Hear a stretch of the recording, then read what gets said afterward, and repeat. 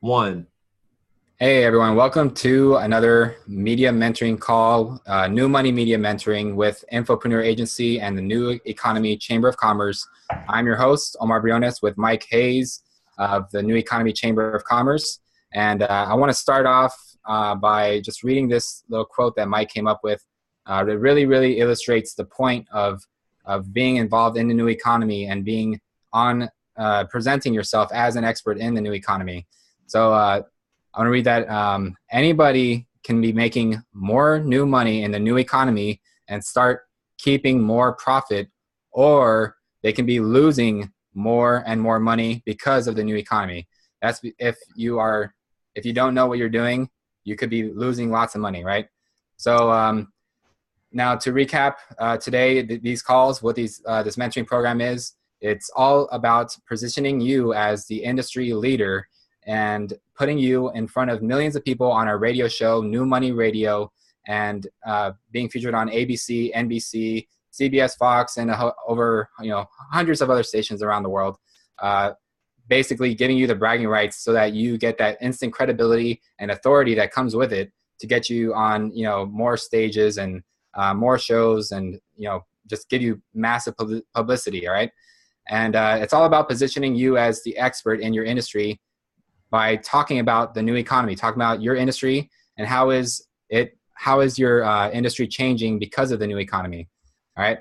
So just some real quick housekeeping rules, just to make sure everyone knows. Those of you who are new here, we're going to be doing a lot of exercises and have a lot of involvement with you. I want you to really get the most out of this program so you get really the best value as possible. So with that, make sure you have something handy to take notes, to write down with, a piece of paper and a pen, and also be ready to participate, to be active in this. We're going to be asking you questions, having you do assignments and practice.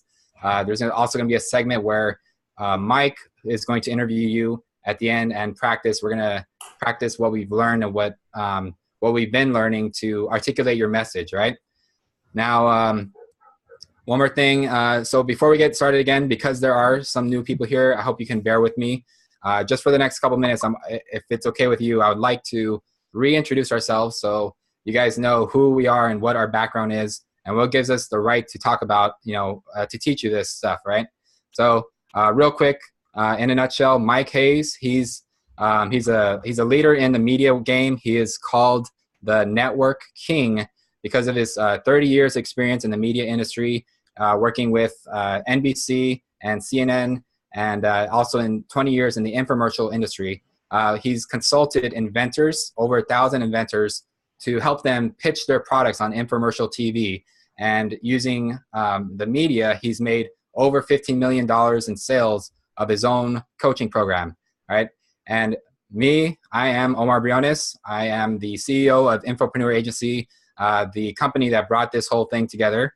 And for the last 10 years, I've been marketing online. I've been internet marketing consultant, helped over 1,000 clients set up their marketing campaigns and their positioning, their branding, helping them with their messaging to help them get clients with the way they position themselves online primarily, okay? Now we are transitioning to the big time media. I'm getting more involved in that. And Mike is getting involved in the internet technology. So we're kind of helping each other with this new money media evolution, right? It's a revolution. So the whole purpose of this is so that we can promote you on our show in front of millions of people on AM, FM radio and get you, more business, more leads, more attraction. And it also helps us by, getting, being one of the founding, actually the cornerstone leaders in the new economy, right? The new economy, that's the topic of this whole entire thing. And that's what we're going to be helping you understand on how you fit into the new economy and how you can help other people in your industry. All right. So with all that said, now we're going to get into it. So how this works, a little quick review.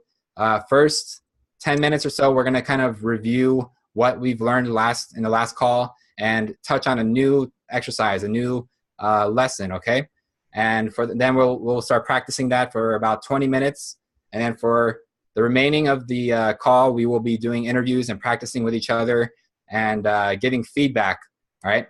So with that said, oh, and one more thing, by the way, this is a paid program. For those of you who did not know, there are some people here who are here as a guest.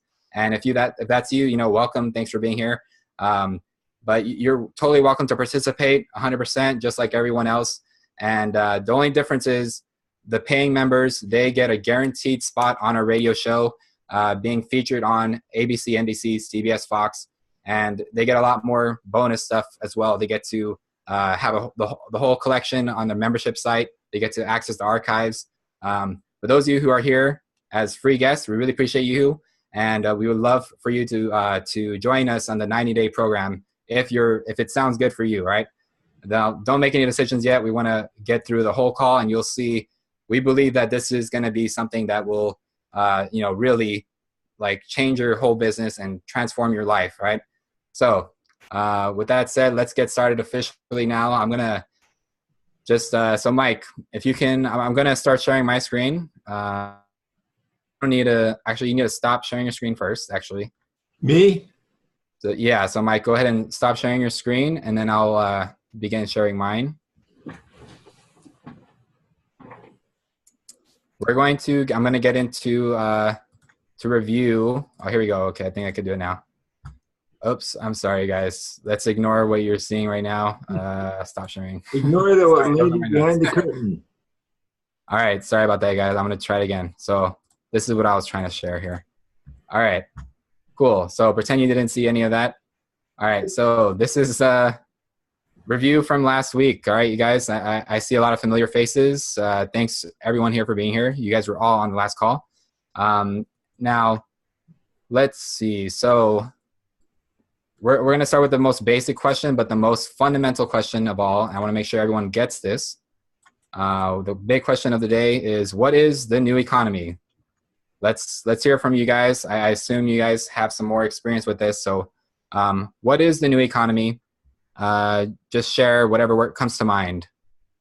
I'm going to pick on someone if nobody volunteers. Okay, Becky, I'm going to pick on you. All right. It's a new way of doing business. Ah, nice. Like that. New way of doing business. That's awesome. The way I see it. That's great. Awesome. What are some other definitions? What is a new economy to you, Melody? Am I unmuted? Yeah, you're good. You're unmuted. Okay. What is the new economy? I think it's information overload. Okay, information. Now you said information overload. Do you want to explain that? I mean. Yeah, I think it's like drinking through a fire hose. There's lots of information on everything that you can think of, but there's a lot of bad information along with the good information, and unless you're an expert, it's very difficult to figure out which is which. I think more and more we need guides to help us navigate through and figure out what information to pay attention to and what to ignore. Gotcha. Right on. So I'm going to put this over here because this is a part of the new economy. I would say this is kind of what is creating the this is a problem in my point of view, a problem that is creating solutions that are in the new economy, right? So let's go with this now. Information overload, that's one of the big problems. What would be a solution to that? What's like the solution to information overload that's in the new economy? Melody? I think it's having a guide help you through specialty areas. Awesome. I think that's why coaches are such a growing industry, because people need coaches to help guide them through their area of expertise. Awesome. Right on. Awesome. Great. Okay. So guidance and coaching is another really big part of the new economy. So let me check in with Carl now. I'm gonna I don't know, there's someone, if you're putting in something in the chat box, I won't be able to see it. So let's see. Carl, I'm going to unmute you. Yeah. Go ahead and share. What is a new economy? I'd say it's sort of the fairly rapidly changing opportunities that open up, but it's difficult to sustain advantage because it's so easy for other people, once you identify an opportunity, to come in and kind of undermine the first mover. So fluidity, both in terms of opportunity, but risk. Awesome. Cool. All right, great. Thank you so much. That's a great answer. And I really like what you said last week as well. I'm going to write that in here. It's a new environment. All right. So these are all really great explanations of what the new economy is. I'm glad you guys understand that. It's basically a combination of a lot of things, right? Really, there is no wrong answer here because the new economy is pretty much everything. It is the economy, right? It's the economy that we live in today. That is pretty much what it is. And all the things that go into the new economy, there are just countless things that contribute to it, right? Now, what I'm going to do is I'm going to post a list on here. Just give me a moment. So I'm going to make a list of all the things that I have written out here of what the new economy is. What are some of the things that have contributed to the new economy? Just to save us some time, right? Because I know I could ask you guys for this. Sit on and just see if this is good. I'm thinking, all right, let's do it. All right, so this is kind of these are little components of the new economy, of the economy in general. I'm going to just read through it so you guys get through it. All right. So we're talking about technology, tools, platforms, apps, and sites. These are, for example, Zoom, the app that we're on right now. Airbnb has changed the real estate game. Uber. Actually, you know what? I'm going to do something. I really apologize for that. Let's just edit that out. All right. So I'm just going to put one at a time, right? So we don't overwhelm each other. Okay. All right. So we're talking about technology and apps and tools and platforms. These are the things that have continue to revolutionize the whole entire industry, change the game for everyone, right? So for example, like we have Zoom. What are some other examples of these kind of tools, platforms you think have revolutionized the game? I want you to just speak up. Anything that comes to mind. And just go ahead and unmute yourself. Yeah. Social media. Right on. Social media. Cell phones. Mobile devices. Exactly. Yeah. Cell phones. All right. Anything else, you guys? It's changed how we communicate with each other. I don't know if you're talking about. Yeah, exactly. Yeah. All of these have changed the way we've communicated and have changed industries. That's what it is. It's changed the economy. So Airbnb has changed the real estate economy, and Uber has changed the transportation economy, right? So what are some other examples, some apps or some technology that have changed the game for you? Mike, you can speak up too, Okay. I know you're a master at this. No, Upwork, WeWork.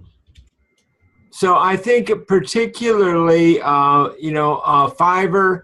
But for us, I think these Meetup, the way Meetup has changed, the new LinkedIn. What I find the most stunning is that e-commerce and social, which we've all known about for quite a while now, at least in terms of the way I look at things. I think we've known about e-commerce for a long time. It's now reached a tipping point and by itself, but then because of the tipping point came two other things. Along came Uber, Airbnb, and these dramatic effect that it had on different industries. and venture capital. So all the money went, wow, look at that growth. They're bigger than Hilton. They don't even own any property. All of a sudden, all the money in the world started going, holy cow, what's the next Airbnb? What's the next this? And what's the next that? So they started WeWork, and that's now evaluated at $20 billion. A lot of people never even heard of it, but they buy up all this property to break it up into chunks for entrepreneurs to share workspace. And then you have Fiverr, where you can buy, really cool resources for as little as $5. So I'm just going to harness myself, because I can talk for days about this. Well, yeah, I appreciate that. I don't want to do that. I would add Amazon. Yeah, exactly. Amazon. We've seen a trend where there used to be in the economy lots of merchants, lots of places that you would sell, and it was part of the reason you could have a regional brand, if you will, and have some defendable space. But then we saw the rise of the big boxes, and so there was an aggregation of merchandising power, but it was in a handful of big players, a Home Depot or something like that. Amazon has become a big player, but it's also provided much easier access to small merchants. Mm-hmm. So, that's a pretty profound effect when you think about it. That you can, in the book area where I'm involved, it opened up lots of opportunities for bypassing trade publishers.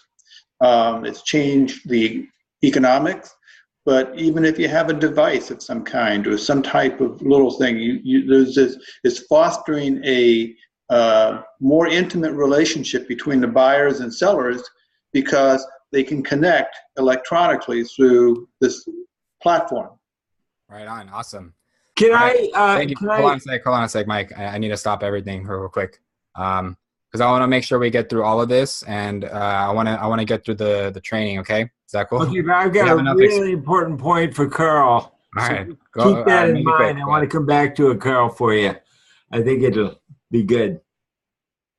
Okay, well, Mike, you can put it in the chat box if there's something urgent, so you don't forget.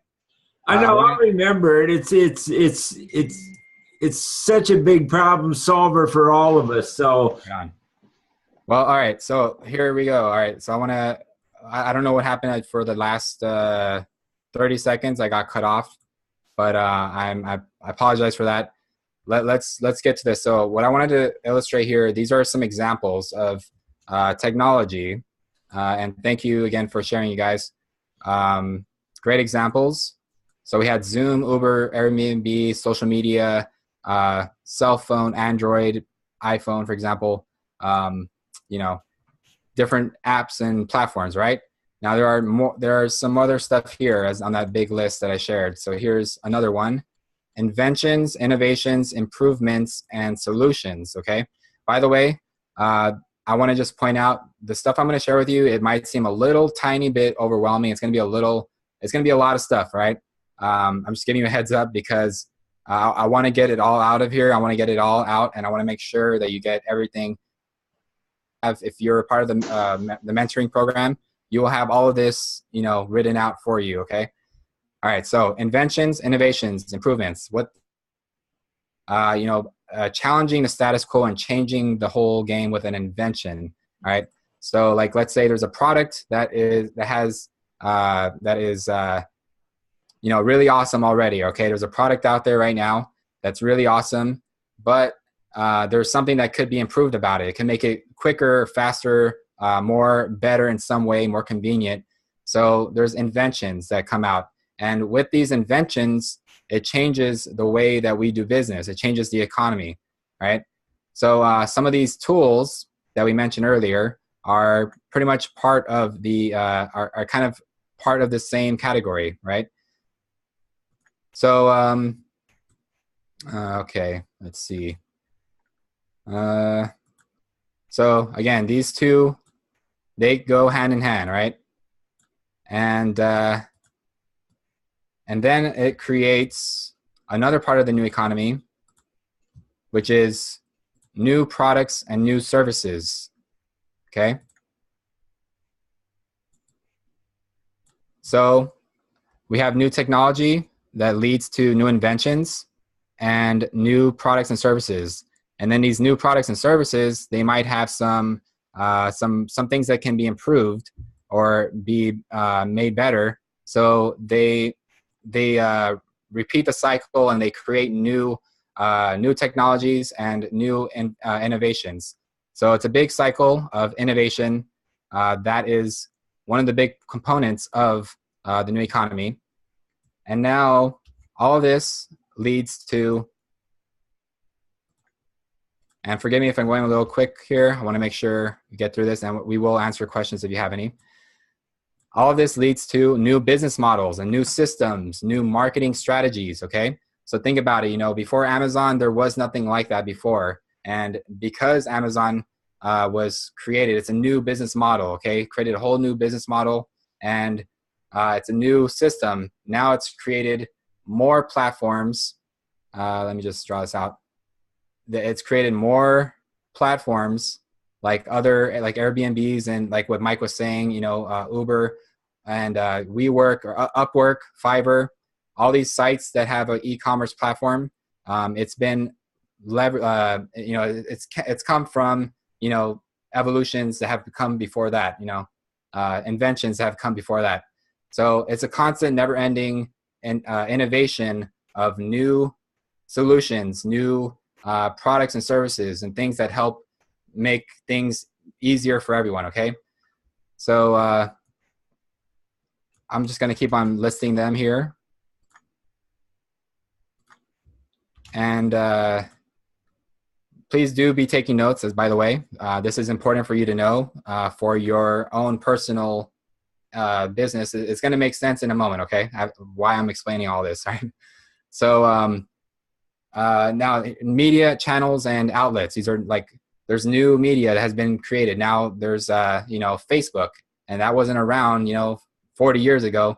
And there's Twitter, YouTube, so many social media sites. There's like hundreds of them, right? And new channels, new platforms, because they have been opened up because of the opportunities that have been out there. Yeah. So I'm going to just go ahead and keep putting these in here. And then there's money, income, and compensation models as well. So on the same term, the same thought of being innovative, innovating the business models and the marketing strategies. All of this has also helped with compensation models, how we share income, how we make money together. It's something we call, joint ventures or collaborations.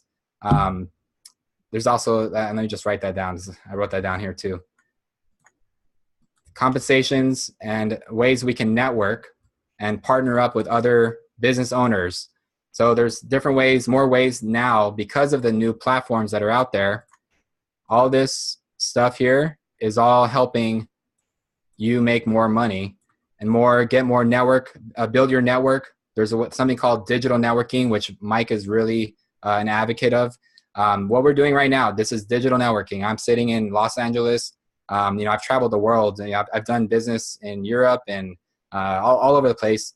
And, it's the same. Like I do business with people from like Australia and like the most craziest places like Alaska and, places that I would never have gone, have talked to this person if it wasn't for these innovations in the technology. All right. So digital networking is a brand new thing, a way of networking. Meetup.com. It allows people to collaborate together, etc. All right. So on here, finish this list up. And another thing is new laws and new loopholes that the laws have created, and current events, things that are happening currently in the news or in the world, right? New laws, new things that happen. For example, there's a new law this year about, there's a new tax law, and it's a ridiculous law. It has a lot of controversy behind it. But Mike uses this example a lot. If you're a tax accountant and you don't know about the tax law, the new tax law, you wouldn't want to do, I mean, nobody would want to do business with you, right? Because, you know, you're not doing your job. You don't know what's current, right? So you need to keep up to date with the new laws, the new loopholes that creates. And by loopholes, you know, another word for that is opportunities, right? So a new opportunity that you can take advantage of because of the new laws happening, all right? And finally, on my list, this is just my list alone, is information and education. And education meaning how you are serving, how are you teaching people, right? So you can teach people on something called Skillshare.com, for example, for free. You can be a teacher and get paid for teaching whatever you want.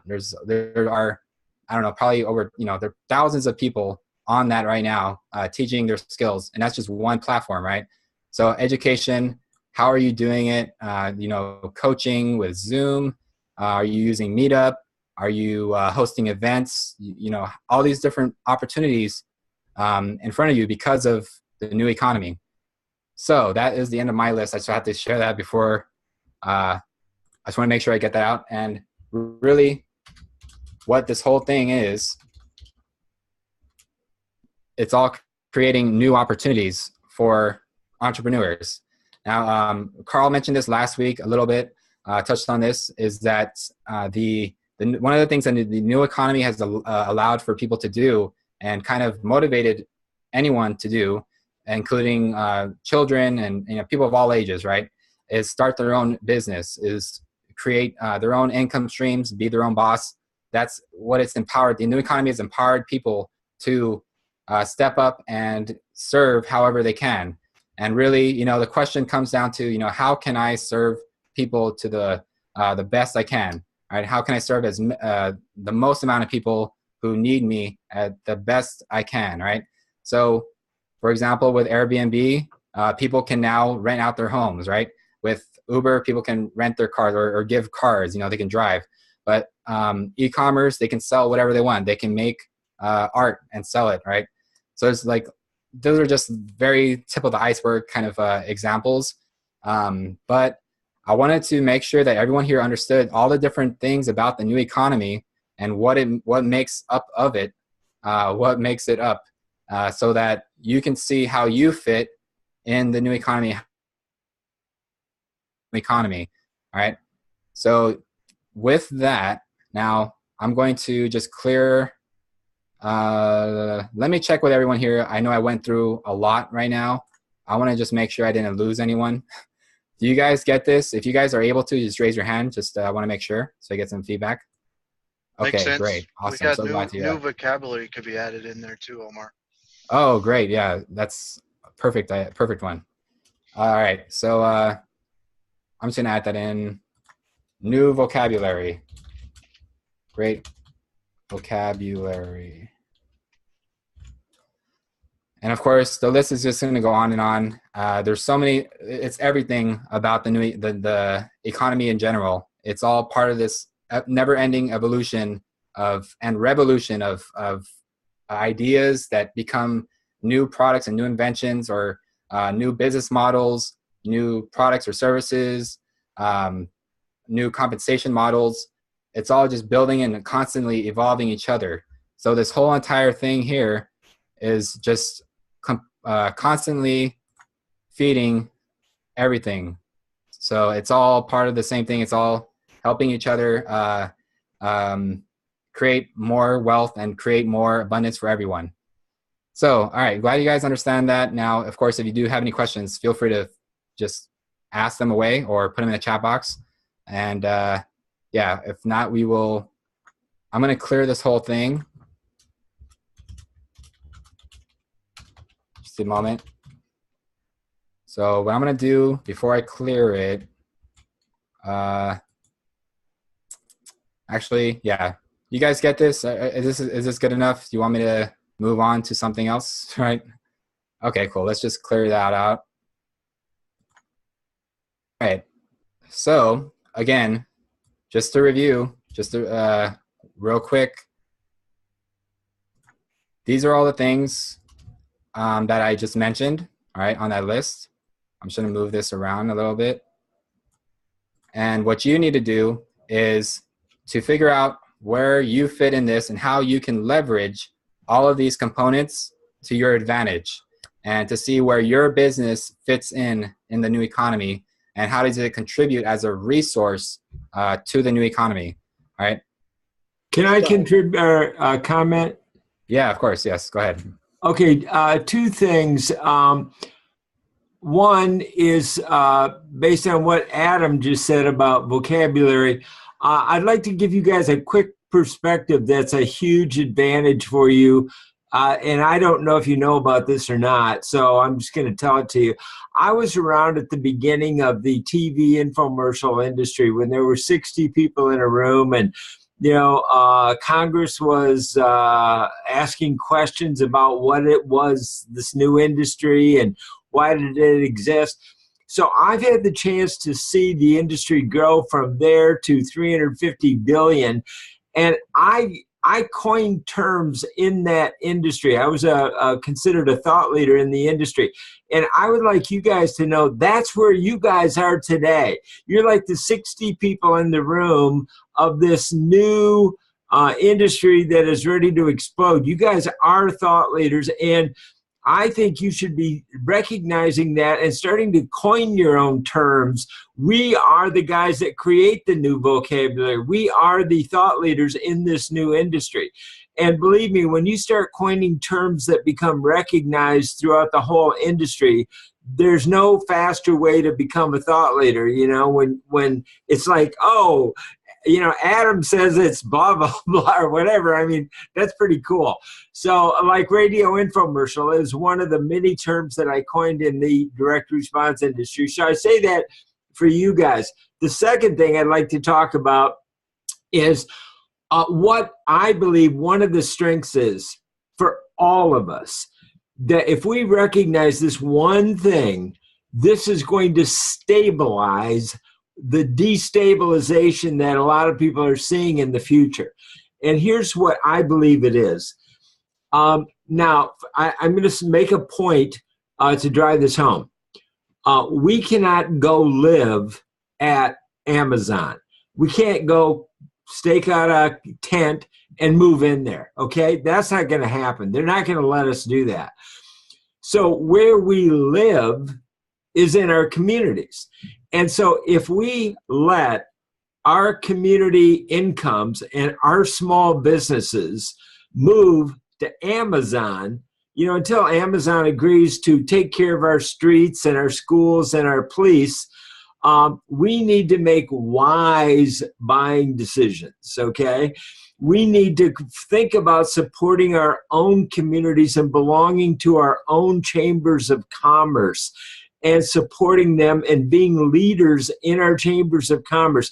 The last thing we want is for our chambers of commerce to become obsolete. We don't want that. What we really want is to be able to go there, meet people, network with them, teach them what we know, what we're learning, what we're understanding, supporting the community, and really becoming a leader in our local community. And I'm going to use Carl as an example.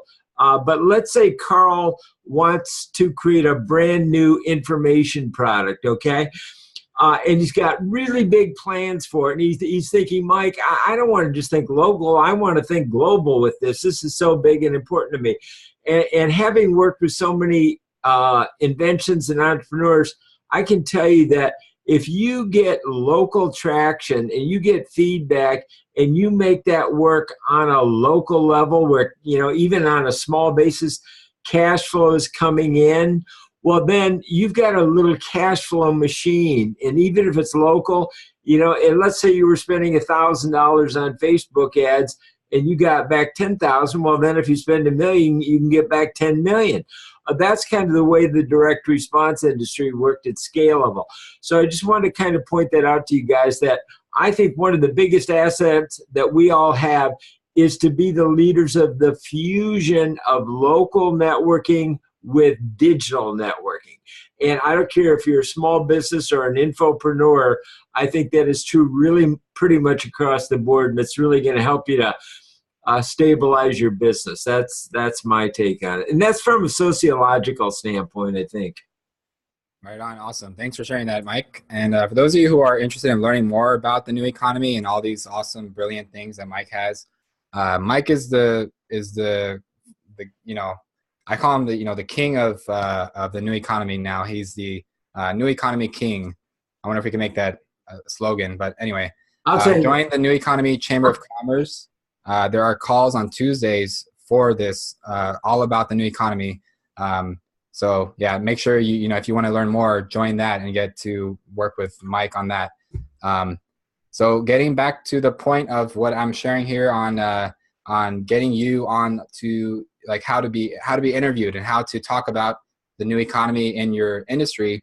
The very main basic point here with all of this is that these things come with speed, convenience, simplicity, and easy money, easier money than before.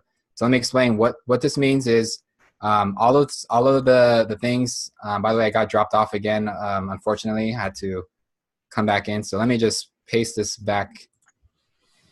All of these things that I mentioned here, it's all about giving you more speed, saving time for everyone, giving more convenience for everyone, and making things more simple to understand, simple to follow, and making things easy, easy money. Okay, what I mean by that is getting, because of the new collaborations and the new networking you have, the new opportunities out there, it's a lot easier to make money now than it was before.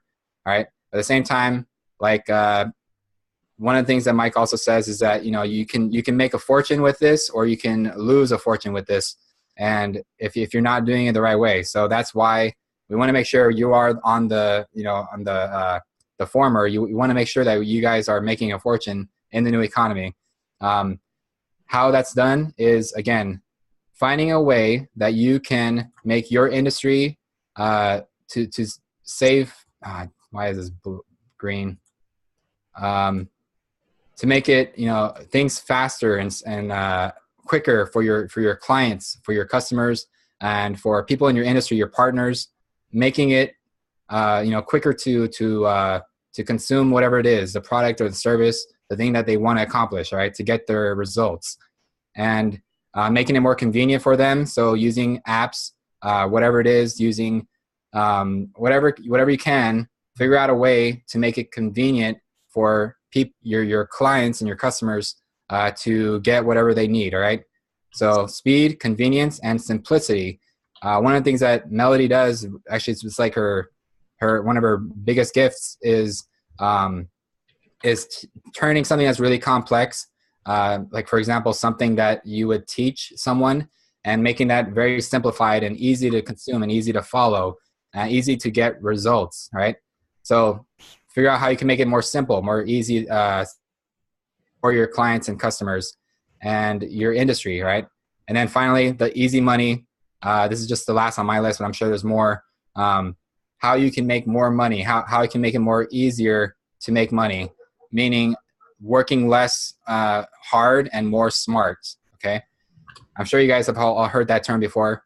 Instead of going all crazy and working hard and pushing yourself to work hourly, change that to figure out a way to make more money with less work.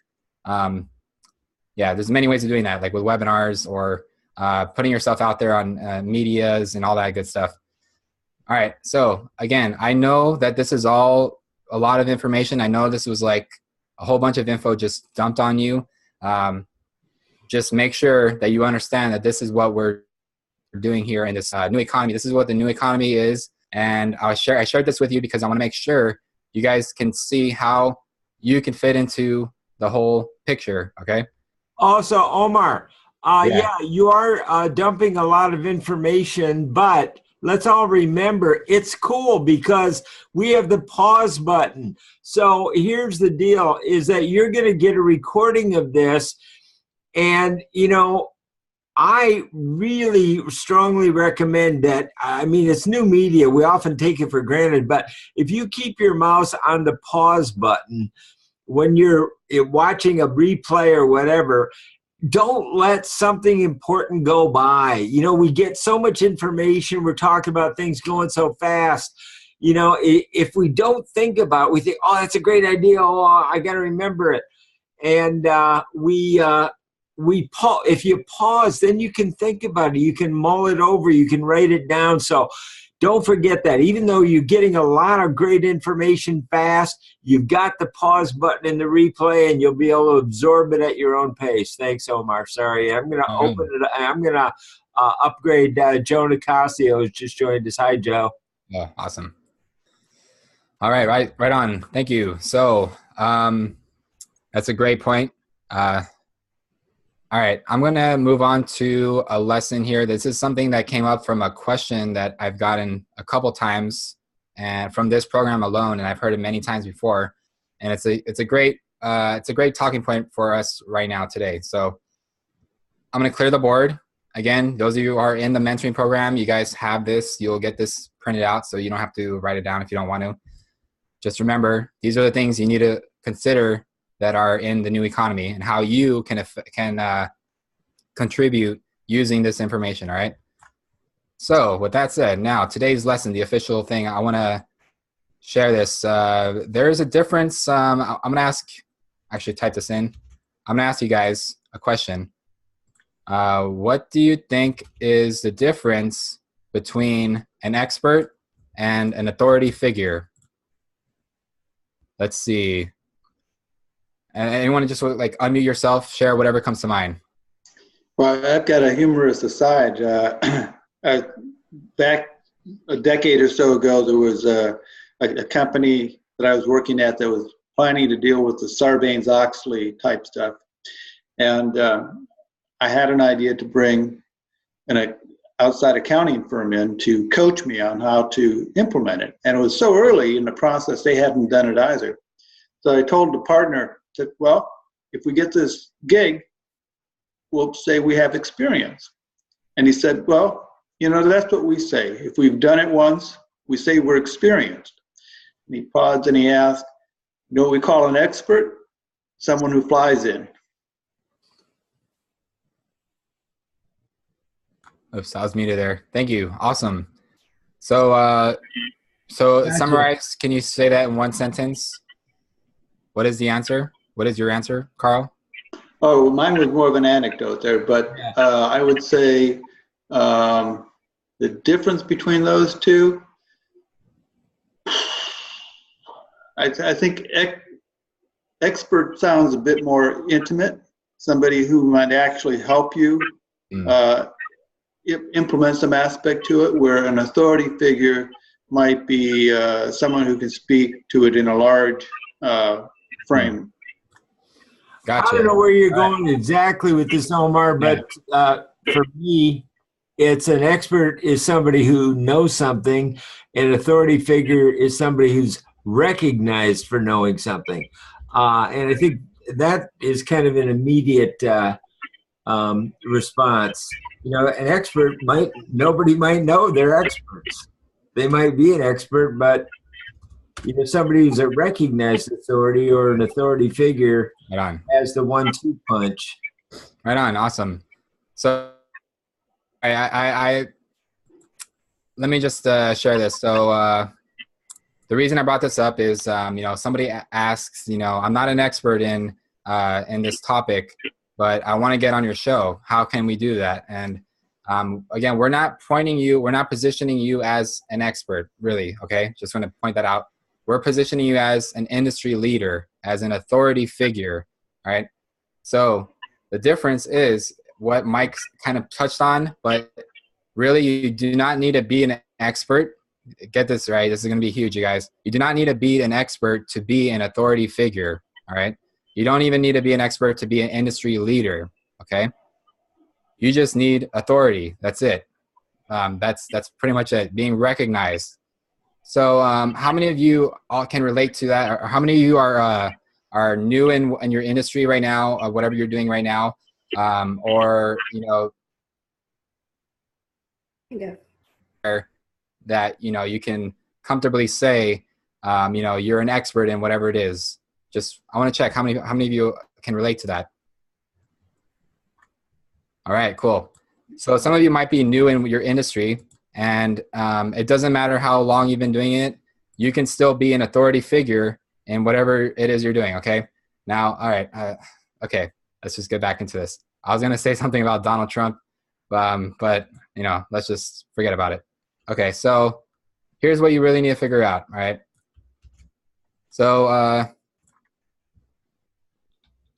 there's something called the expert and witness spectrum, okay? What this is, an expert, on the expert side, this is, you are the expert. You comfortably can confidently say you are an expert in whatever it is. So if you have, many years experience, or you just have, lots of experience doing whatever it is, you studied from the best, you've done it, you practiced it, you mastered it, you can comfortably say you're an expert in that, right? So that's being on the expert side. And on the witness side, there is, what I mean by the witness is someone who has learned from the best, can cite their source being really credible, okay, being the expert. So you don't need to be the expert to be a witness, to be an authority, right? But this is kind of where you can fit in. If you're brand new at whatever you're doing, you're more of a witness, but you're as long as you are honest about it and you cite your sources. So like, remember in like college or high school, you had to cite your sources on your essays and your presentations. It's the same thing in the real world, right? So you want to talk about where you learned whatever study it is, whatever stats or source that you learned something from. Just cite those sources, and you can still be an authority figure even without being an expert, okay? So what I want all of you to do right now is just write down on your piece of paper, write this down, expert and witness, like draw this out. And I want you to position yourself, where do you stand on the spectrum? Is it more of an expert or more of a witness? We're talking about your specific topic, okay? Whatever you do right now, your industry, all right? And again, it's totally fine to not be an expert. It's 100% cool. It doesn't matter if you are or not. For example, Napoleon Hill. How many of you guys know about Napoleon Hill? Do you guys know who that is? He was not an expert, right? He even self-proclaimed himself not an expert in anything, really in particular.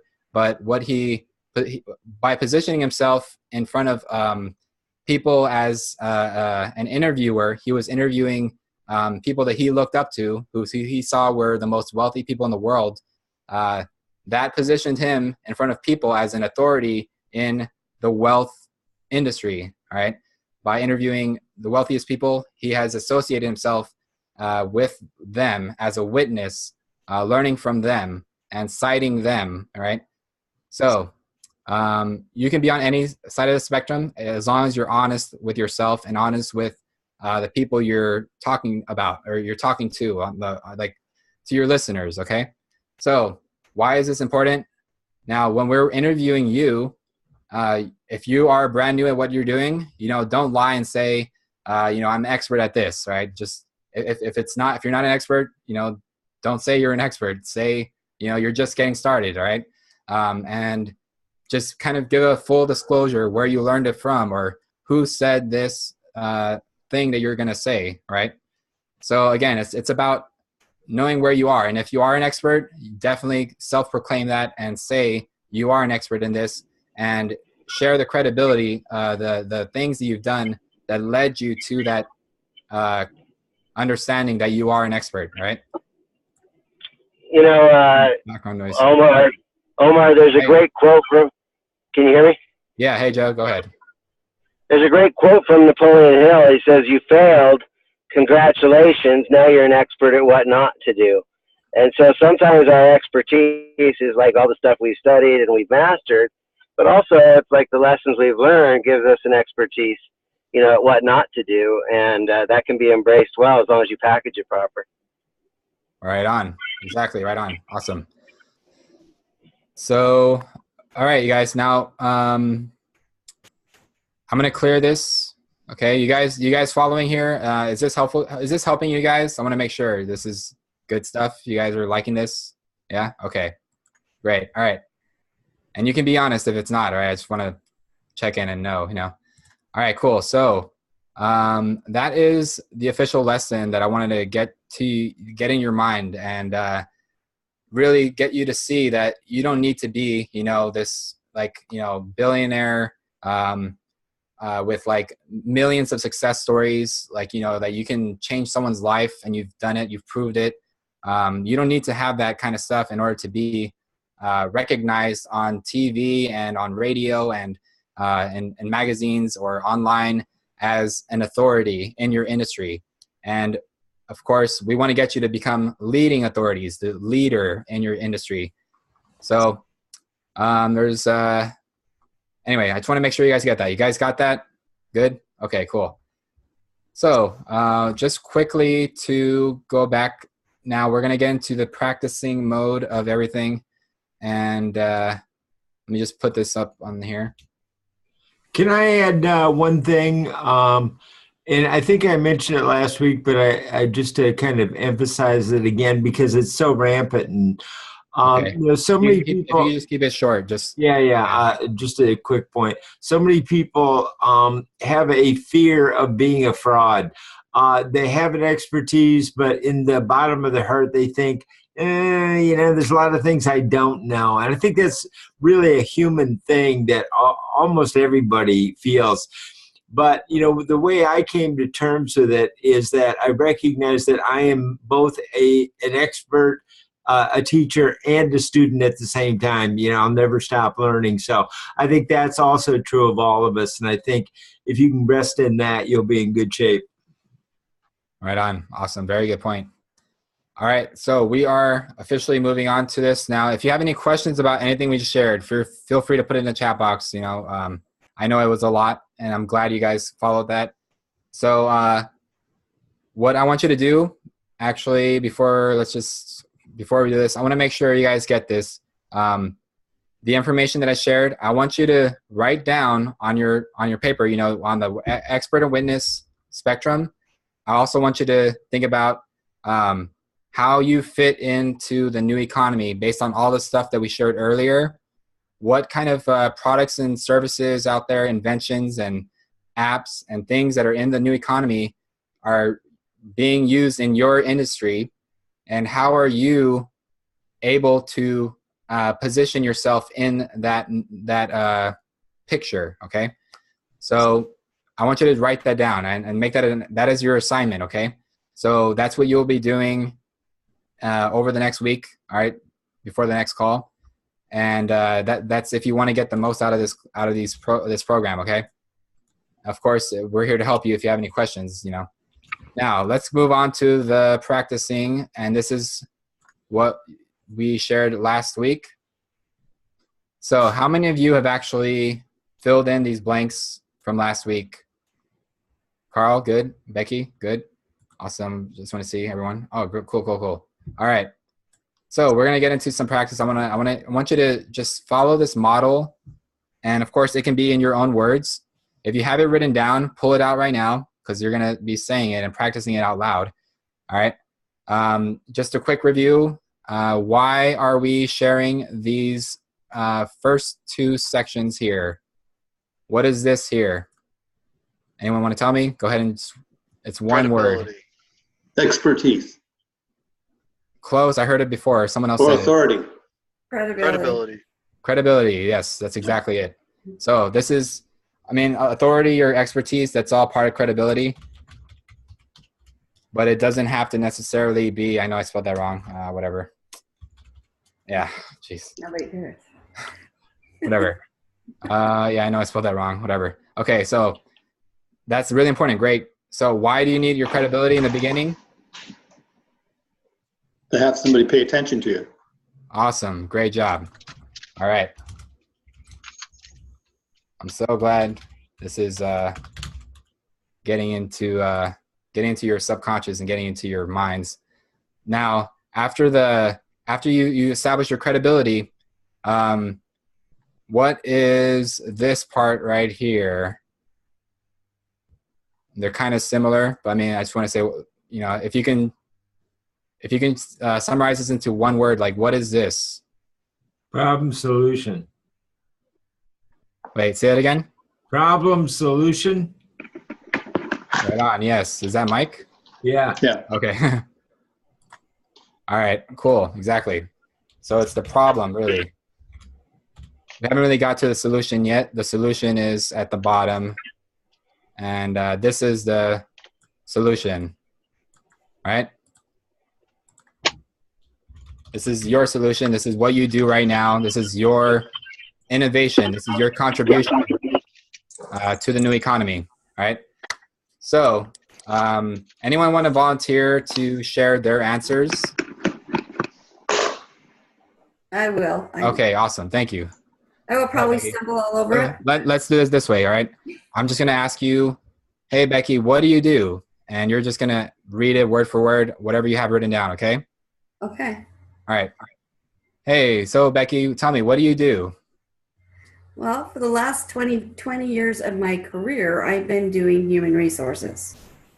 So I've been working with higher level executives and managements in corporations, helping them get the best out of the people they work with, out of their career, and out of their life. What caused me to pause and actually take a different direction and step out of human resource role was more, I was really sad to see how many people had the inner conflicts that are stopping them from stepping out and stepping into their power, stepping into what they want in life, stepping into the money they want to earn in their lives. And I call those little roadblocks, I call those inner conflicts or glass ceilings.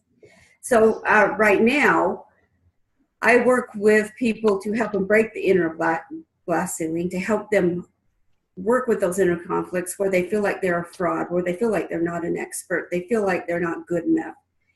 And to also work with the beliefs that stop them from stepping out once they get in touch with those beliefs or those roadblocks that they have internally. And then I teach them how to work with people on the outer level and get the most out of that and deal with the conflicts in their life that are inevitable in doing business. So that's what I'm doing now. And I stumbled all over that just horribly, but I did it. Huh. Yeah, they're great. Great job. Let's give her a round of applause. Awesome. Thank you. Thank you so much, Becky. So I just want to quickly point out that you did mention all this right on the money. It was great. And everything you did was great. If this was not about the radio show, it was great. Okay.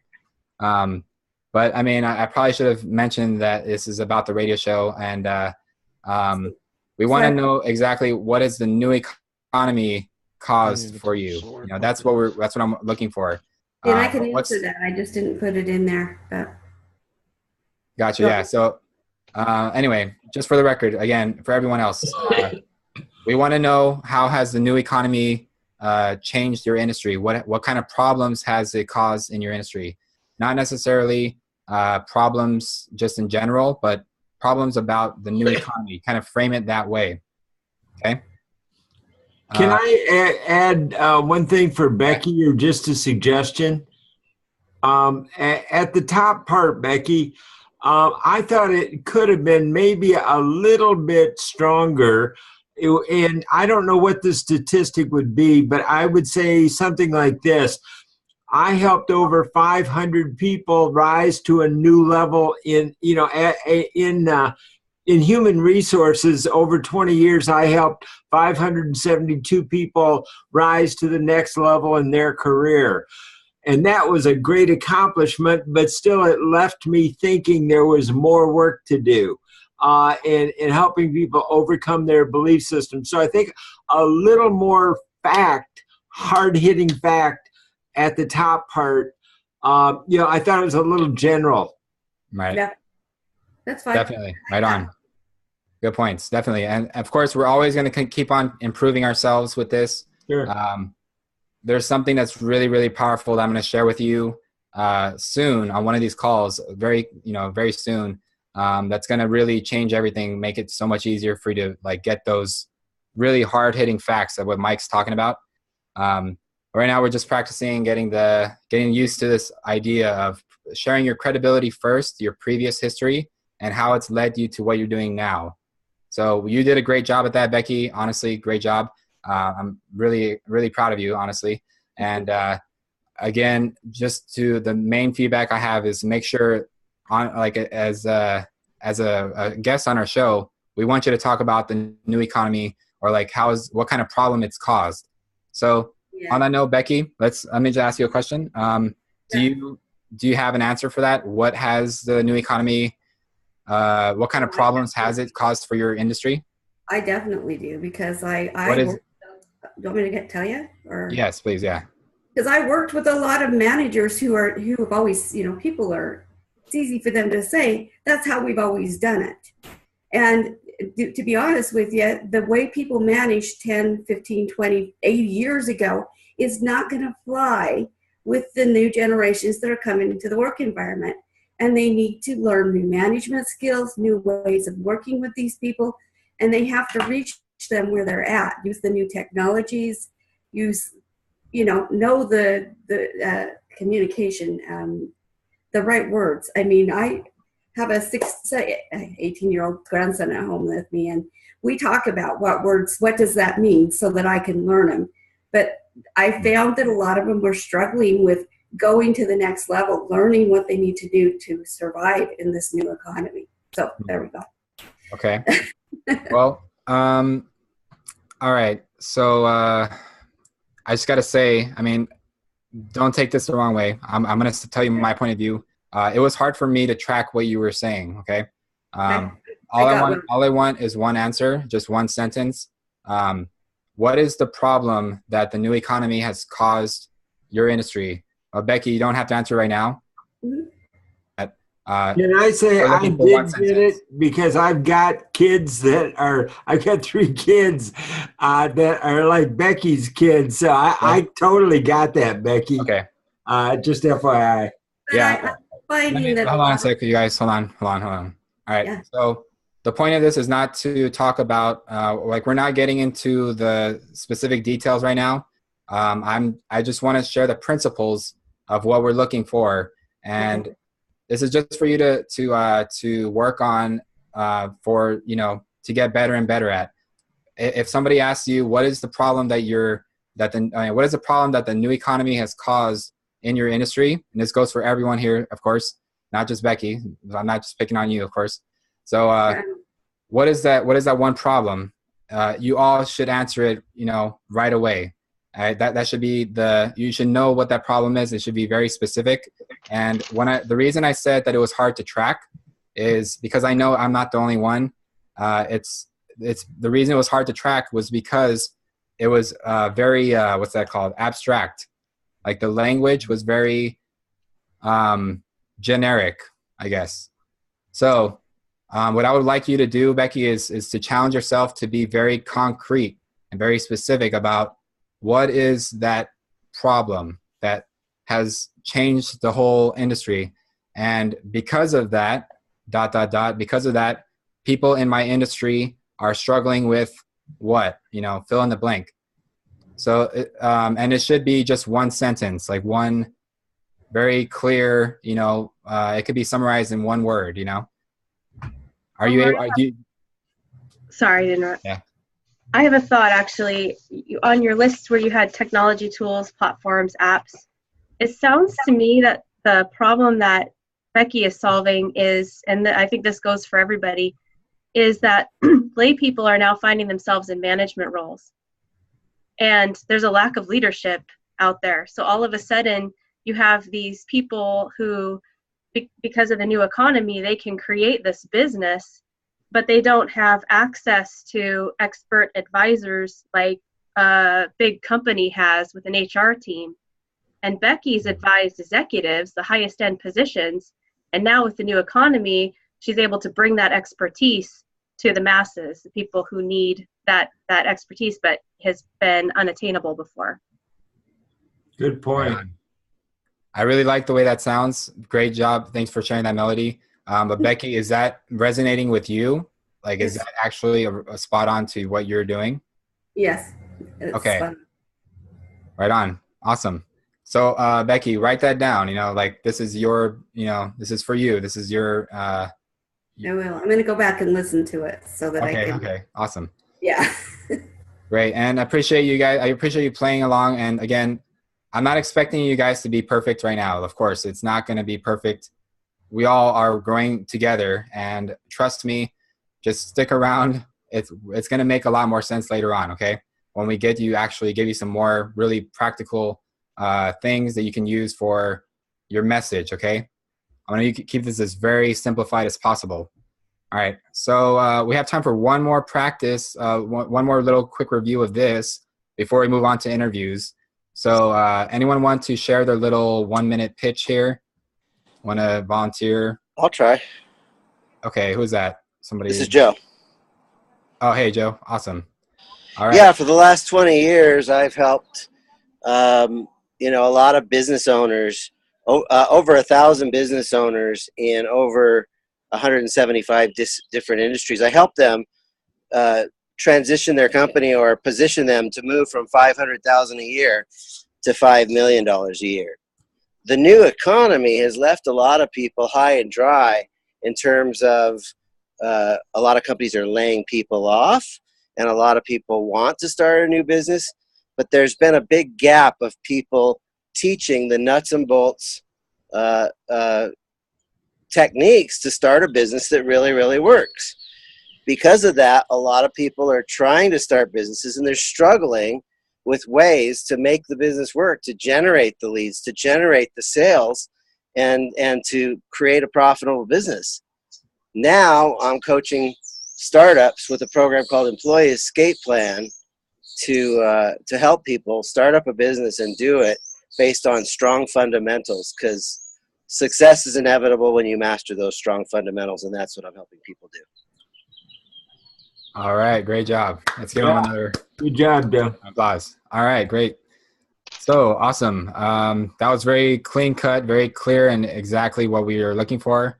Of course, there are some things that could be a little more smooth, improved, and to just smooth it out a little bit.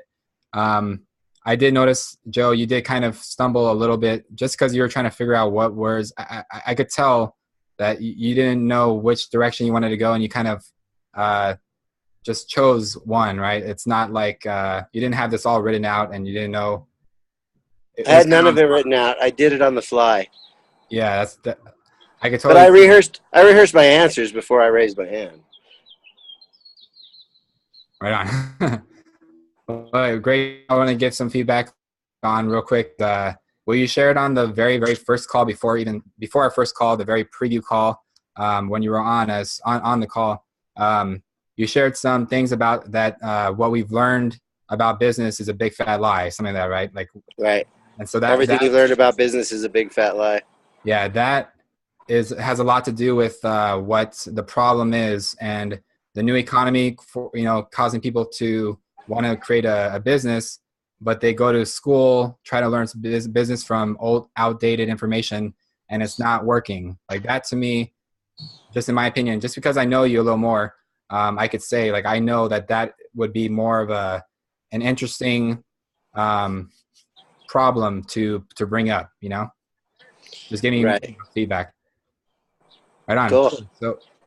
So you guys, do you guys get this? Again, you guys have this like just written out, and you practice it in front of the mirror, talk to your friends and anyone around you, get some feedback from them. Just have them do this, like check box if they did mention this or not. That would be a great exercise if you have a partner handy, someone who is willing to give you feedback. Just have them listen to you and see if you've mentioned everything here, right? And you can just take a screenshot, actually, just as a reminder, guys, just to have it handy. All right, cool. So let's get to the next thing. Some interviews now. Using all the information that has been in your head from today, just go ahead and just take a breath and just let it go. Just let it release it. And let's start from a fresh slate, and let's get into some interviews, right? So who wants to be interviewed and actually practice what you've been learning today, last week, all this, in your mind, and as well as about whatever you feel comfortable with yourself sharing. So just go ahead and volunteer. Let's see. I would like to get someone who has not gone, if possible. But if you really want to go, just go ahead and share. Just raise your hand or just say yes, me. Unmute yourself. Adam, do you want to get interviewed? I'll go for it. Sure. I'd love to. Okay. All right. So we'll start with Adam. Did you want me to do some interviews, or are you going to do them, Omar? This is your segment here. So we're okay. gonna. Then you want to work with somebody else then, Mike? It's totally fine. No. But we are so. I just want to say a couple of things to kind of set the stage for this. What I love to hear a lot of different voices, not a lot of different opinions. Being a documentary director, I love getting things from different perspectives, different voices. So we're part of what Omar and I are also doing, guys, just to tuck this in the back of your brain. This doesn't have to be only Mike doing interviews, okay? It can be you guys learning how to do interviews, or me coaching you, or doing interviews, or interviewing other people. And I would also love to have co-hosts on the show. So I kind of want to put out a lot of those options for you guys and kind of keep those in your mind. One more thing, because I want to help people get their income to where they want them to be. And I don't care if they are a State Farm agent. And what I mean by that is a State Farm agent, that's a tough story, okay? How do you make that unique? How do you go to your local chamber and network and, hey, I'm a State Farm agent. Well, so are 8 other people in the room here, So how do you make that distinction? Well, one of the things I'd like to plant in your brains for a future time, next week, the week after, whatever, to be thinking about the sociology of doing business, to know you, like you, trust you. So in other words, I've often said to clients, look, why don't you, are you already helping a nonprofit? Are you, teaching your kids ball or coaching your kids ball club? Are you, what are you doing in the community? Are you a founding member of a chamber of commerce or on the board of directors, or what are you doing to help the community? So we can concentrate on that and make you real and make that part of it, or make the problem you as a kid, that thing you always struggled with as a kid and you couldn't do, dyslexia, so you had a hard time getting into college, and then why did you choose going for that major in college, and why did that lead you to this, and about that relationship that hurt you or something, and how you really want to help empower women or the earth, and how you were raised, Adam, and that kind of thing. I think that's the sociology that a lot of people don't really think about. And in this day and age, I think the last thing we need to concentrate on is technology. There's no shortage of technology, and there's no shortage of information. So how can we be smart enough to really make that human-to-human connection so that people know us, like us, trust us, and are comfortable? So that's why, because people often say to me, well, why would you want to interview me? What would I have to say? And I go, my specialty is human interest stories. I will find that thing in you that if I have to dig down and interview you 5 times, or if you go do some homework and come back, I will find that thing that helps you to create that spark, that connection with other people. So I would like to see our initial interviews to be a little practice. Let me dig a little bit, ask some questions that really aren't just part of that 30-second, pitch, that we do at Chamber of Commerce meetings. I think we can go a little bit deeper. So I would say, even if you don't, and a lot of it could end up on the cutting room floor, that's fine. But at least it opens up doors and creativity and things to think about. So I'd like the interviews to be a little more open, if that's okay. A little bit more open by, what do you mean by that? I might just, like as I'm listening to what they do, I might ask them a question about their past or something, or right. Okay. That kind of thing. And hey, this is all practice. This is, you have to have a place to be bad to get good. You're among friends, and we all get it. I've been bad many times, so I've made more mistakes than anybody has a right to, and still be in business. So, gotcha. Okay. Among friends. Right on. So just a real quick heads up, you guys. These are really short interviews just to kind of get you practicing. It's not like you got to be perfect, all right? But I do want you to strive for to get your message out there, and I want you to share. When he asks you, what do you do? If he does ask that question, you know what to say, right? You're going to start with your credibility, the things you've done before, and how you got to where you're at right now because of the new economy. All right, if you can throw that in there, you're going to be like so much further away, closer to getting on our show. Okay, and of course, when he's talking about, just a reminder, when he asks you questions, your answers, I want you to keep them really short. I want you to keep them like in 10 seconds, 15 seconds each. Try to keep this as professional as possible. Imagine yourself being on USA Today, okay? Just imagine it, right? And when they ask you a question about your how you grew up, you're not going to tell them every little thing that's happened every single year of your life, right? You're just going to tell them the main points of what you've done, whatever you need to share, the most important points, okay? And with that, each one is only going to get about 2 to 5 minutes, all right? So we can get some more interviews in, and we have some time for feedback. And just kind of go with the flow. One more point about being interviewed, because let's say you go from this experience to being interviewed on talk radio stations around the country, and I have a list of the top 20 top one that have an audience of 100,000 or more. Well, those talk show hosts are going to ask you questions that may throw you off.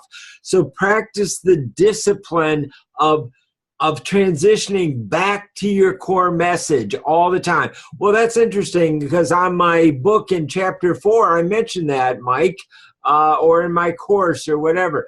So, this is a good place to practice the discipline of staying focused on your message. So keep that handy, and I might even throw some challenges at you to see if you can get back to the core message. So, Adam, do you want to go? You mentioned you want to go. You want to go, bud? And while I'm ready. Okay, and while we do the interviews, everyone else, I want you to listen and, feel free to take notes.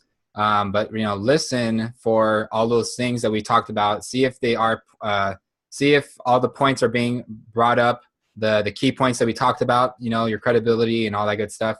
I want you to, here's a little real quick lesson, okay? This is important.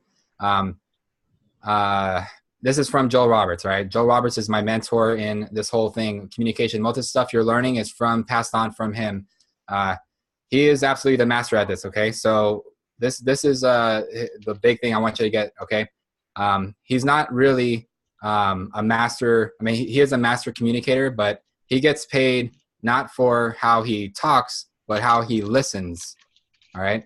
So what you guys got to get from that is it's about how you can hear, how you can listen to other people, how they're speaking and how they're presenting themselves. That's how you get better and better, all right? Just like watching 60 Minutes, for example. Watch that without being in an audience, but watch that as someone giving feedback, right? As if you were to give them feedback, or just pay attention and study them. That's how you get better and better at communicating, is by listening, okay, to the best, right? So anyway, with all that said, I want you guys to practice listening as well, who are not being interviewed. Listen for those things that we talked about, okay? So you're going to be giving feedback, all right? That's why I want you to listen. All right, so Mike, again, quick reminder, put yourself on a timer because we want it to be 3 minutes, all right? Okay. Let me get out my watch here, my clock here, and we'll do it. Hold on 1 second.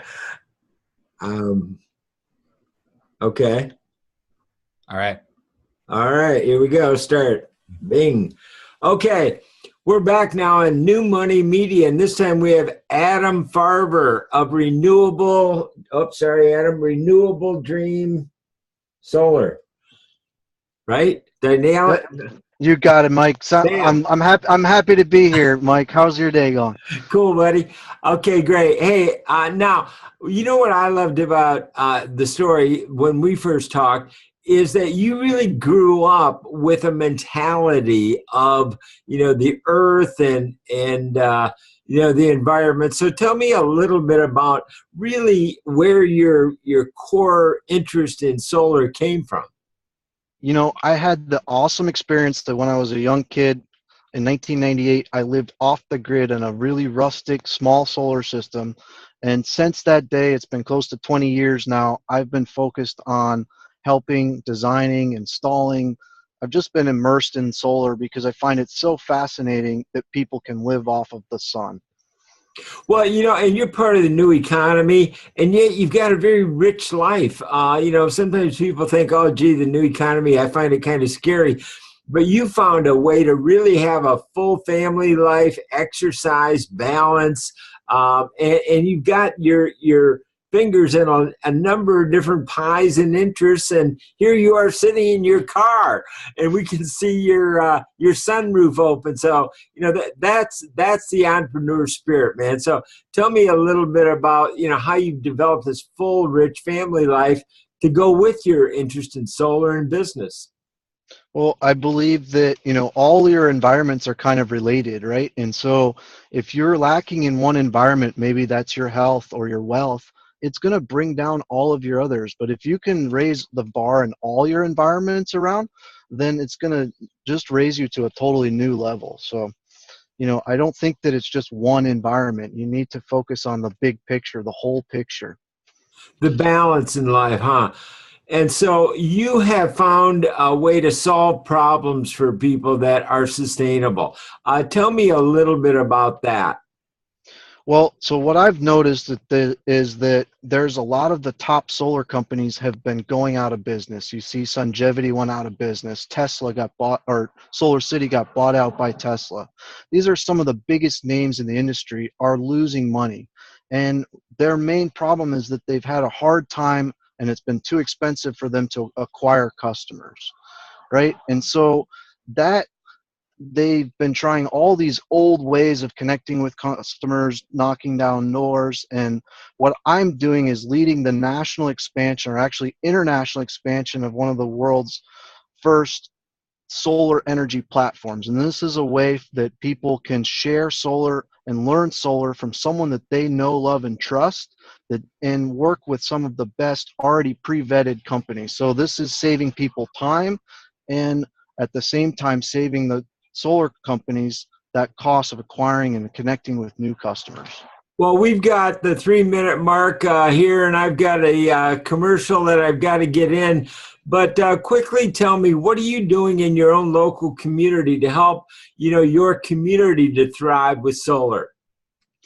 So what we do and what we believe is that every single homeowner that goes solar with us, they get a free license to our platform. We're literally throwing solar parties at their home where they can invite their friends and family and the local people that live around them to expand solar. And this becomes a way that they can utilize the platform to pay off their solar system sooner and help more of the community go solar through this education through the platform. Adam, thanks. And how do people get a hold of you who are interested in learning more about getting a solar system? So the easiest way to get a hold of me is probably my phone number, 408-813-2497, or you can email me at adam@renewabledreamsolar.com. So that's it. All right. Adam Farber, thanks for joining us. All right. Great job. That's awesome. Applause. All right. So any feedback, comments, things that you noticed, anyone want to share? Good. good feedback, anything, things to help him? Anyone want to share? Go ahead and unmute yourself. Don't be shy. I want to hear it. Anything you guys noticed? All right, so Melody, I see. I liked how Adam was.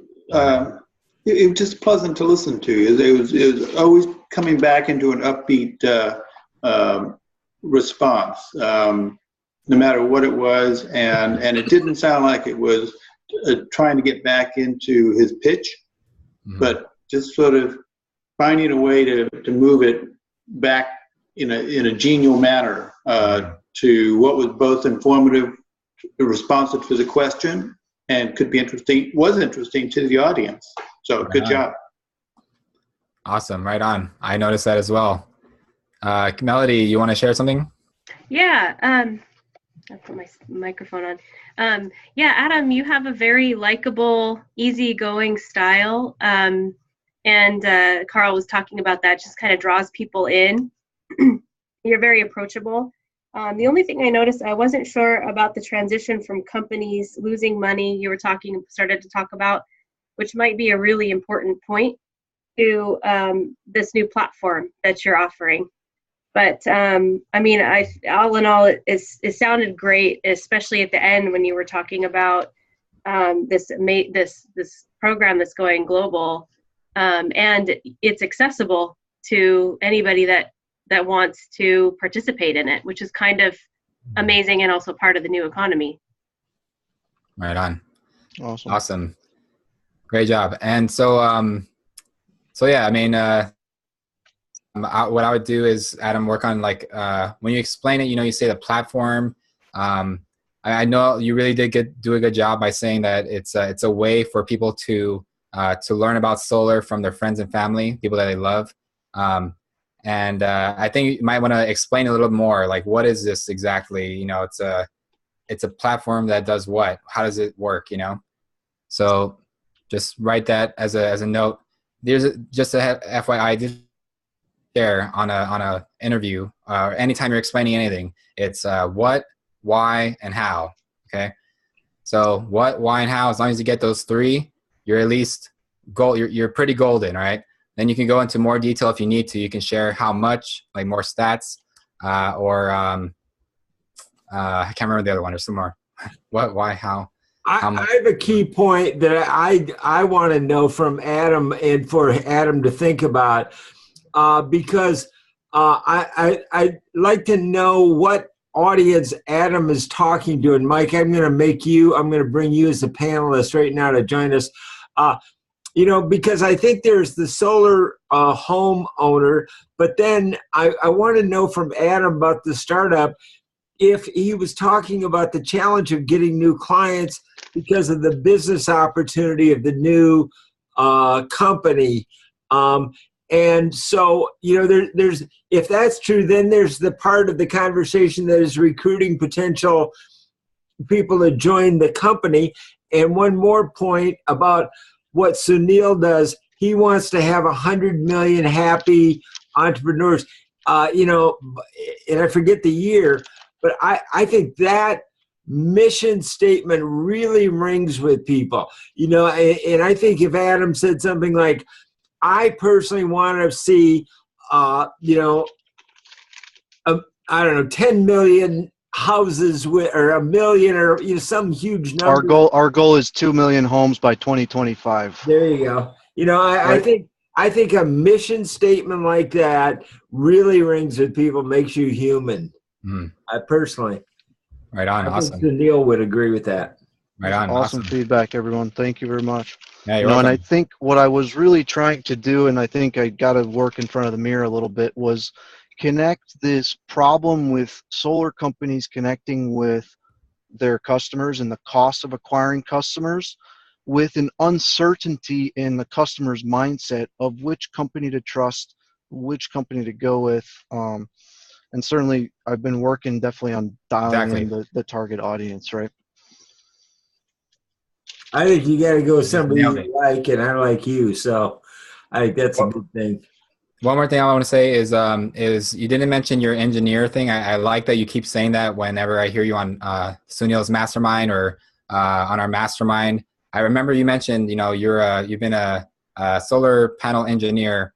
I can't remember the actual word you used, but I think weaving that in it's got to be in the story somehow. You got to put that in. That's your credibility, So that was what the one thing that I felt was lacking was, what's so great about you? We call that, or what gives you the right. We call it the ETR, earn the right statement. Okay, so it's like that's your credibility. It's about what makes you credible in this topic.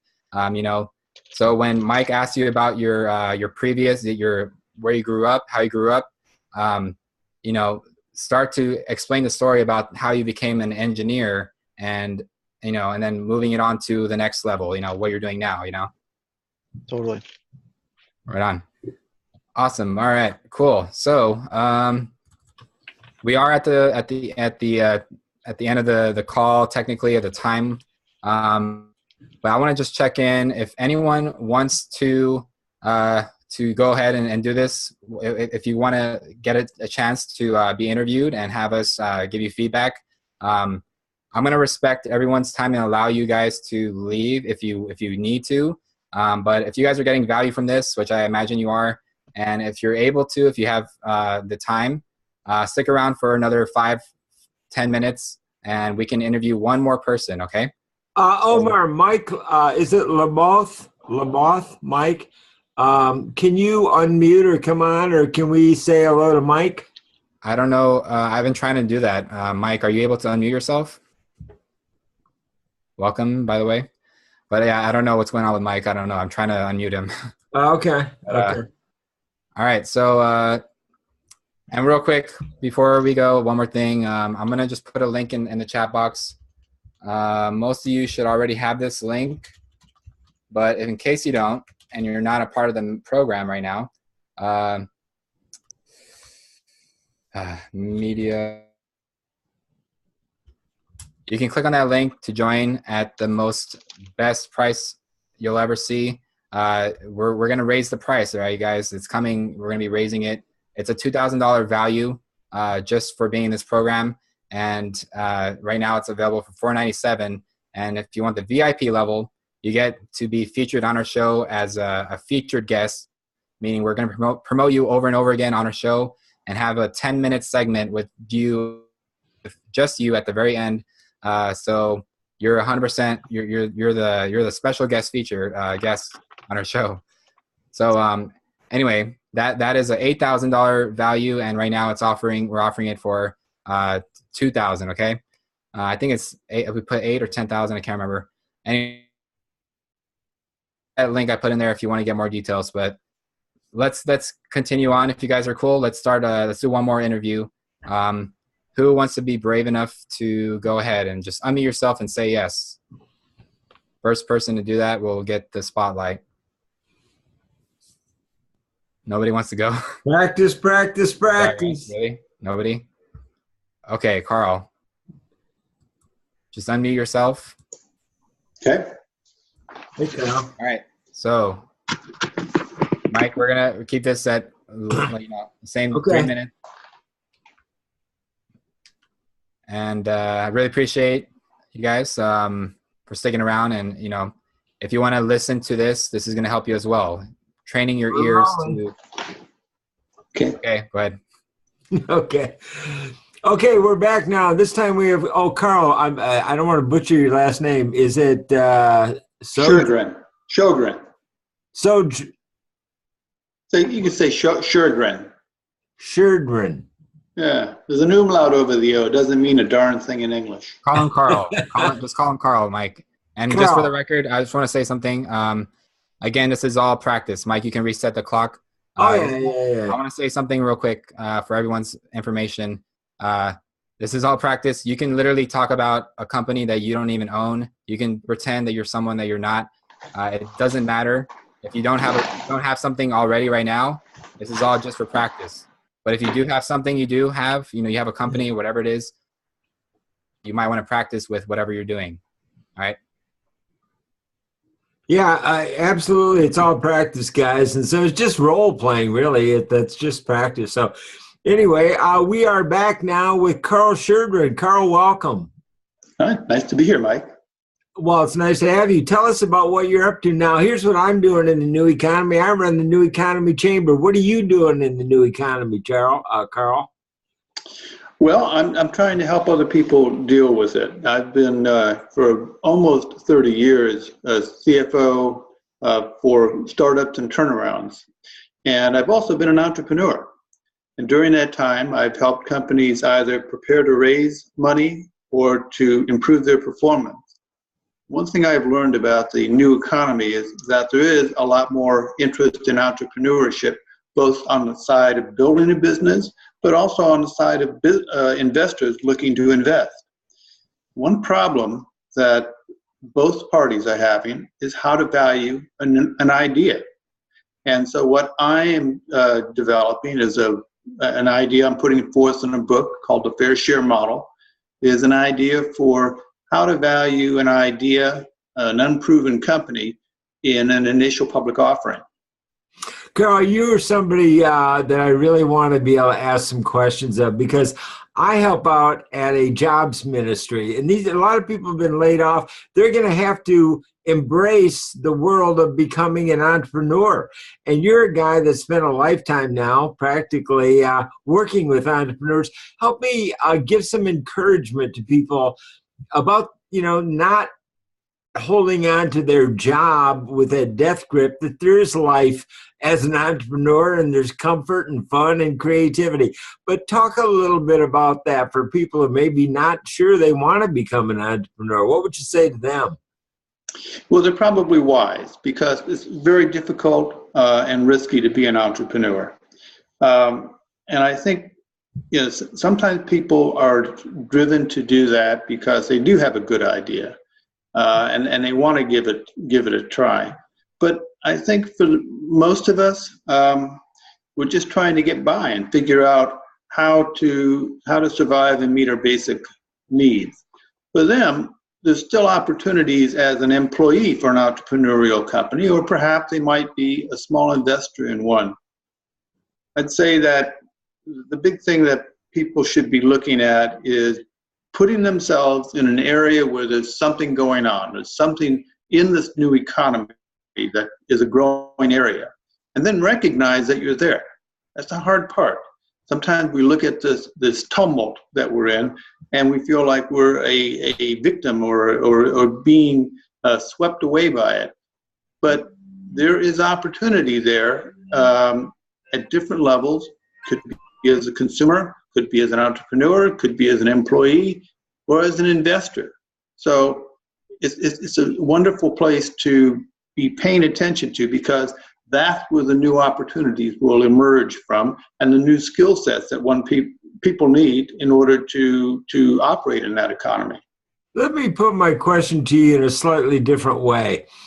I believe that because 40% of companies are now hiring their kind of quote unquote who used to be entrepreneurs as resources or independent freelancers. And so I think it's very important to help people understand that you need to position yourself as a resource, maybe position yourself as an independent entrepreneur just to get hired by companies. Now, just because you get hired as a freelancer doesn't mean you can't still make. I know friends who have hired people $1 million a year as a freelancer. So you can still make a lot of money, but I think it's important to understand that companies are really looking more and more toward independence and private branding yourself as a resource in this new economy. Any thoughts about that? Yeah, I think there's an interesting comment I once heard from a fellow who was the CEO of a company that turned out to be very successful, and it was eventually acquired by a large company. But he would bemoan whether his employees were thinking like entrepreneurs. When they came up with ideas, he would ask, if it was your money, would you spend it this way? And so I think there's a benefit of entrepreneurship or entrepreneurial thinking for everybody, no matter what what role they're playing in the economy or what they would like to do. So the levels of insight that one gets by thinking about an entrepreneur as an entrepreneur. Very good. Carl Sheridan, thanks for joining us. Nice to be here. All right, guys, did Carl get back to the core? I was kind of disrupting some patterns there a little bit. So what did you think? Sorry, Mike, you kind of cut out on my end. I didn't hear the question. Can you say it again? Oh, did you guys think that Carl got back to the core message? I was kind of disrupting some of his patterns or, his thoughts by asking questions he might not be used to. So do you guys think he got back to his core message? All right, there's a lot about background noise. I don't know what side that you're on. If you're gonna, can you just mute yourself, everyone, please? I don't know what happened with my controllers. I can't mute people for some reason. All right, so does anyone have feedback for Carl? Let's just get that out of the way. I wanna just check. All right, Melody, go ahead and unmute yourself. Yeah. So first of all, Carl, you definitely sound like an expert. You've been CFO, you've worked with startups and turnarounds, and I think it's a really interesting idea that you have for your book with the fair share model. I am not really sure what is your core message. Are you promoting the book? Good. I assume that is what you're promoting. I will be once I am in a position to be interviewed. Right on. So I want to give this little tip, you guys. Great for bringing that up. Thank you, Melody. Even if you don't have your book out right now, but you're going to, just pretend that you already do, all right? Pretend your website's already created. Pretend your book is already published. Whatever it is you're promoting, just make sure that, pretend it's already done and start to promote it. Start to, how do you promote it, So there you go. Awesome. So what Melody brought upon my attention is also the same thing I kind of realized is, you were talking about things, some really good stuff. You were sharing some really cool stuff, but it had nothing, you didn't bring it back to your book. All right. So whatever you're promoting, like Mike said, you want to, he threw some curveballs at you, but you want to get that and just bring it back to whatever you're promoting. Okay. All right, cool. I just have one other comment as well. The only other thing that I wasn't sure about was it sounded like you were advising against being an entrepreneur, but your book is about how to value an entrepreneurial idea. So that might be a conflicting message. It's not for the faint of heart for sure, and those people that get into entrepreneurship probably need all the help they can get. And it's an interesting dichotomy there. Because most businesses fail. Most entrepreneurs wind up running up large credit card debts. There's something about our human nature that seeks us to take a chance and to pursue some dream. But at the same time, you need some realistic thinking. So it's not just magic powder all the way around. But it's a mark of a vibrant economy when you have people who are willing to start businesses, invest in them, work for them below perhaps market wages, or to be a customer and try a product that's new. Right on. So I want to just say something. What Melody shared is really, really, really powerful. If you pay attention to this is the main message here is Carl, this goes for everyone, all right? Now, of course, if you're sharing something about whatever your topic is, that is your topic. And let's say your book, you have a book and you're selling that book. That's your goal. Your goal is not to talk about other stuff or politics or whatever else. We're talking about on this show, for example, the new economy and how a book can solve a problem that the new economy has, started to create for people. Now, I just want to say what I'm trying to say here is the topic of you saying your point of view of how how, people who want to start a business, people who don't want to start a business, they're wise. When you said that, that they're wise because, the businesses are failing. That is a very big thing. That's like that was very impactful. Okay. It was a very impactful statement. But the question is, did it lead people to your book? If it doesn't, my suggestion is just leave it out, unless it's really, really and crucial. You have them getting to the main point, which is getting your book. So anyway, we all have points of view. Comment on that as well, because I agree with what Melody said and what Omar is saying, Carl, for a couple of reasons. I get you've got 30 years, but I've been around entrepreneurs for 30 years, and entrepreneurship has changed dramatically, over the last 30 years. I don't think it's the same animal today that it used to be. And candidly, it may feel good to you to say that because it is challenging. But what about all the people that are out of work and are facing entrepreneurship for the first time? I think those are the people that, we want to comfort and guide and help. And, there's people that have made $1 million teaching people with a video how to quilt, so the world of entrepreneurship has changed.